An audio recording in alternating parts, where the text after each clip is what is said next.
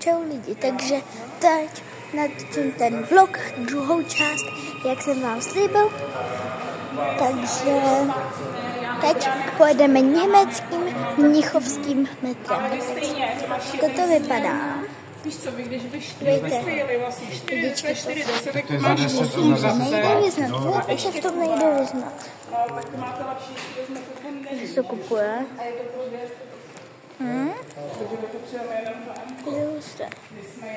Tady to prostě to tady krásné.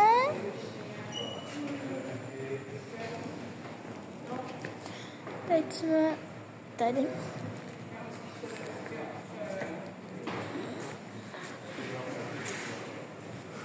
Dobrý den. Můžu jít kartou teda, jo?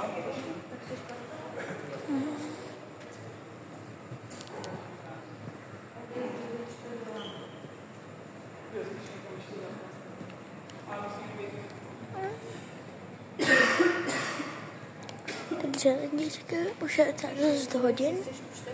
16:40. Takže za chvíli vám natočím, jaký to bylo, jestli to bylo dobrý a tak dále. Prostě teď děláme tranzici, že prostě teď udělám tranzici, že jdeme lidičky do metra. Takže lidičky. Teď jsme tady v Obersendingu. Je to tady krásné.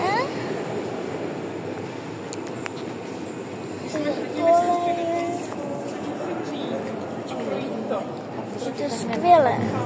Takže čau lidi. Jsme v tom metru. Vypadá to skvěle.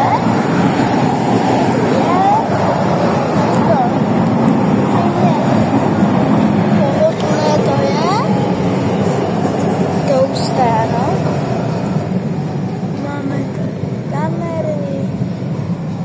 To skvělé tady. Taková kabinka. Takové místa, je to krásné. Je to hustý. A to otevírání těch dveří je ještě lepší. Dveře se otevírají tak, že tam jsou klinky a za ty klinky takhle stáhnete, on se to otevře. My jsme asi v nějakém historickém. Teď jsme tady. Teď jsme v Thalkirchen.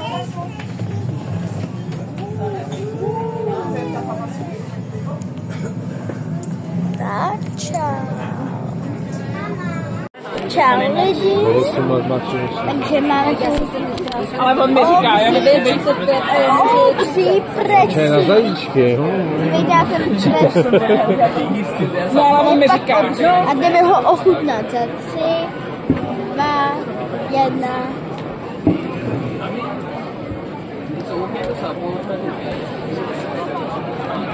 Jdeme prací. A on mi říká, no já nechci být starý fotr, víte, říká, aby už jste se bavili, že kdyby jako si udělali dítě, tak já si odfroutím 4 měsíce, tak se pak půjdeme na rodičák von, protože vydělávám. Šel by? Já jsem říkal, že by šel. Říká, já si chci odpočinout. Ale hlavně já vydělám víc, jo, on jako maximální rodičák 18 €. Nebo to nejde, nebo to najít toho chlapa, který na to přistoupí. Já mám tam 9:10. A on David, hlavně, když se like bude s ním, tak se tam bavili jako s nima na